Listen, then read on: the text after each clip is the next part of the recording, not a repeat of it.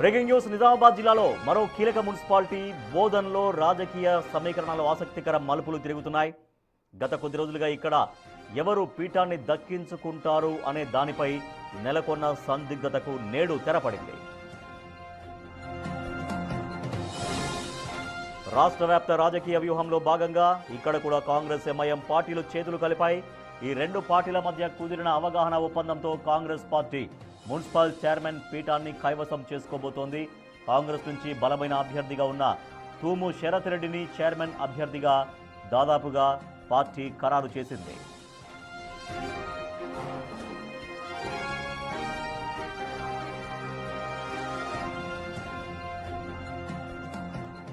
మా ప్రతినిధి రాజేష్ మరింత సమాచారం అందిస్తారు. రాజేష్, బోధన్ మున్సిపాలిటీని కాంగ్రెస్ కైవసం చేసుకున్నట్టేనా?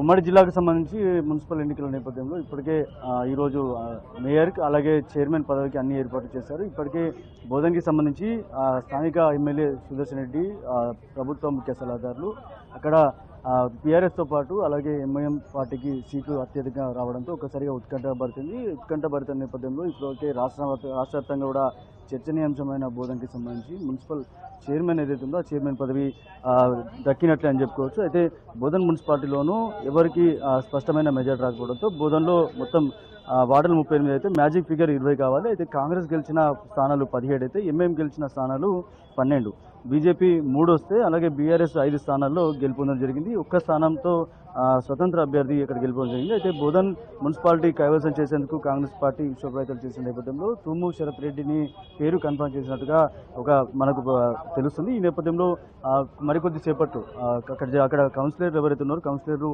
ప్రమాణ స్వీకారం చేసిన తర్వాత తదనంతరం 12-12:30 ప్రాంతంలో అక్కడ మీటింగ్ జరుగుతూ ఉంటుంది. అయితే అక్కడ చైర్మన్కి సంబంధించి ఎన్నిక నేపథ్యంలో ఒక మీటింగ్ జరుగుతుంది. ఆ మీటింగ్లో స్పష్టంగా ఎవరైతే చైర్మన్ ఎవరుతున్నారో చైర్మన్ని ఎన్నుకునే ప్రక్రియ కొనసాగుతుంది. ఆ తర్వాత చైర్మన్ ఎన్నుకున్న తర్వాత అక్కడ ప్రమాణ స్వీకారం చేసే అవకాశం ఉంటుంది. ఇప్పటికే తూము శరత్ రెడ్డి పేరుని కన్ఫర్మ్ చేసినట్టుగా కాంగ్రెస్ పార్టీ ఒక తెలుస్తుంది. అయితే ఇప్పుడు దీనికి సంబంధించి శరత్ రెడ్డి పేరుని సీల్ కవర్లో పంపించినట్టు తెలుస్తుంది. అయితే సీల్ కవర్ ఓపెన్ చేసే కనుక శరత్ రెడ్డి పేరు కన్ఫర్మ్ అయ్యే అవకాశం ఉన్నట్టు తెలుస్తుంది. బోధన్ మున్సిపల్లో ఈరోజు తూము శరత్ రెడ్డి ప్రమాణ స్వీకారం చేసే అవకాశం ఉన్నట్టుగా తెలుస్తుంది. రాష్ట్ర వ్యాప్తంగా కూడా బోధన్ ఒక ఏర్పడిన నేపథ్యంలో నిన్న నుంచి గత 3 రోజులుగా ఏర్పడిన తర్వాత చర్చనీయాంశమైన నియోజకవర్గం అది. ఇప్పుడు రాజేష్, మొత్తం ఎన్ని పరిణామాలు జరిగాయి, ఎటువంటి పరిణామాలు జరిగిన తర్వాత చివరికి కాంగ్రెస్ ఎంఐఎం మధ్య అవగాహన కుదిరింది? సో ఇప్పుడు తూము శరత్ రెడ్డి చైర్మన్ కాబోతున్నారు కాబట్టి అఫీషియల్గా దాదాపు కాంగ్రెస్ ప్రకటించేసినట్టుగా చెప్తున్నారు. సో ఎన్ని ఈక్వేషన్స్ జరిగాయి, ఎంత చర్చలు జరిగాయి, ఎంఐఎం కాంగ్రెస్ అంటే ఎట్లా సమన్వయంతో ముందుకెళ్లాలని డెసిషన్కి వచ్చినాయి? అంటే మా బోధన్కి సంబంధించి మున్సిపల్ సంబంధించిన నిధులు ఏవైతే ఉన్నాయో ఆ నిధుల్లో చాలా వరకు సగానికి సగం శాతం ఎంఐఎం ఫస్ట్ డిమాండ్ చేసింది. తదనంతరం దీనికి సంబంధించి ఎంఐఎం కూడా నిజామాబాదు ఎంఐఎం సీట్లు కూడా పెరిగాయి కాబట్టి నిజామాబాదు కార్పొరేషన్తో పాటు బోధన్కి సంబంధించి రెండు కూడా ఈక్వేషన్స్లో చర్చలు జరిగాయి.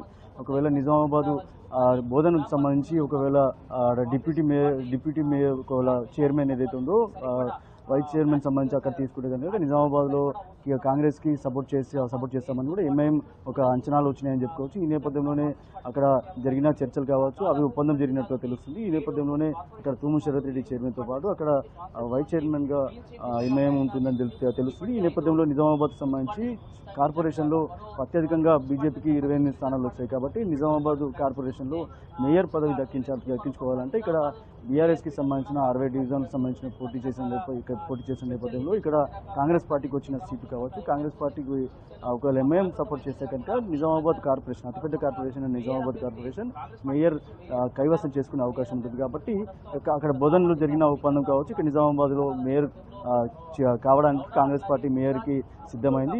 ఈ నేపథ్యంలో ఇంకా సీల్ కవర్లో ఎవరి పేర్లు అనేది తెలియదు. 4 పేర్లు అయితే ప్రజెంట్ నిజామాబాద్ మేయర్కి పేర్లు పంపడం జరిగింది సీల్ కవర్లో.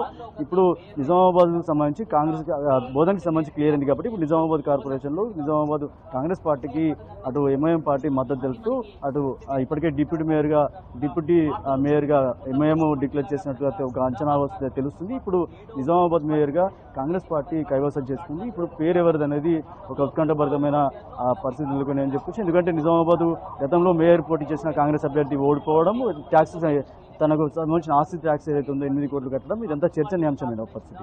అయితే ఇప్పుడు ఆయన ఓడిపోయాడు కాబట్టి, నరేందర్ రెడ్డి అనే వ్యక్తి ఓడిపోయాడు కాబట్టి, సమంతారెడ్డి వాళ్ళ భార్య పోటీ చేసింది, ఓడిపోయింది. ఇప్పుడు వేరే వ్యక్తులు బీసీ సామాజిక వర్గానికి మేయర్ వచ్చే అవకాశం ఉన్నట్టుగా ఒక చర్చ జరుగుతుంది. ఇప్పుడు నిజామాబాద్ మేయర్ ఎవరైతారు అనేది ఒక ఉత్కంఠభరితమైన పరిస్థితి నెలకొని అని చెప్పుకోవచ్చు. ఇప్పటికే మేయర్ కోసం అలాగే ప్రమాణ స్వీకారం కోసం నిజామాబాద్ కార్పొరేషన్లో అన్ని ఏర్పాట్లు అయితే పూర్తయ్యాయి అని చెప్పుకోవచ్చు. Right, thank you Rajesh. నిజామాబాద్లో మేయర్ ఎన్నిక, చైర్మన్ల ఎన్నిక జరగబోతోంది. సో బోధన్ మున్సిపాలిటీలో ఉన్నటువంటి ప్రతిష్ట మనకు తెరపడింది. కాంగ్రెస్ ఎంఐఎంల మధ్య అవగాహన కుదిరింది. దీంతో కాంగ్రెస్ మున్సిపల్ పీఠాన్ని కైవసం చేసుకుంటుంది.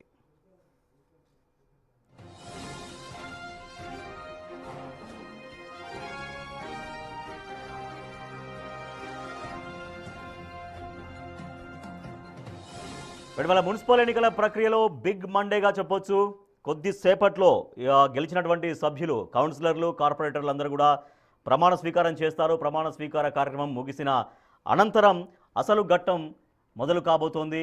అదే మేయర్ ఎన్నిక, చైర్మన్ల ఎన్నిక. కార్పొరేషన్లకు మేయర్లు ఉంటారు, మున్సిపాలిటీలకు చైర్మన్లు ఉంటారు. కాబట్టి ఆ ఎన్నిక అనేది ప్రక్రియ 12:30కి స్టార్ట్ కాబోతుంది.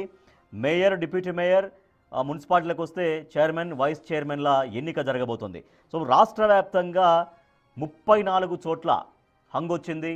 ఆ హంగ్ వచ్చినటువంటి ఆ పరిస్థితుల్ని అన్ని రాజకీయ పార్టీలు సమన్వయం చేసుకుంటూ వాటిపైన తమ జెండా ఎగరవేయాలన్నటువంటి ఒక వ్యూహాలతో ముందుకెళ్తున్నాయి. మరి కొద్దిసేపట్లో తెలియబోతోంది ఏ మున్సిపాలిటీని ఎవరు కైవసం చేసుకున్నారు అనే దానిపైన, ఏ కార్పొరేషన్ పైన ఎవరు జెండా ఎగరేశారనేది ఇవాళ మధ్యాహ్నం 12:30 తర్వాత జరిగే ఓటింగ్లో తెలుస్తుంది. సాయంత్రం 4-5 గంటలకు పూర్తి క్లారిటీ వచ్చే అవకాశం ఉంది. ఇప్పటికే అన్ని రాజకీయ పార్టీలు తమ వ్యూహాలకు మరింతగా పదును పెట్టాయి. అయితే ఇండిపెండెంట్లు చాలా కీలకంగా మారబోతున్నారు. ఇండిపెండెంట్ల సపోర్టు ఎవరికి ఇస్తారు? ఇప్పటికే ఇండిపెండెంట్ల సపోర్టు చాలా పార్టీలు కోరుతున్నాయి. చాలా పార్టీలు కూడా ఆ ఇండిపెండెంట్ల మద్దతు తమకే ఉంటుందని నమ్ముతున్నాయి. కానీ ఇండిపెండెంట్లు ఎవరికి ఓటు వేస్తారు, ఎవరిని నిలబెడతారనేది చూడాలి.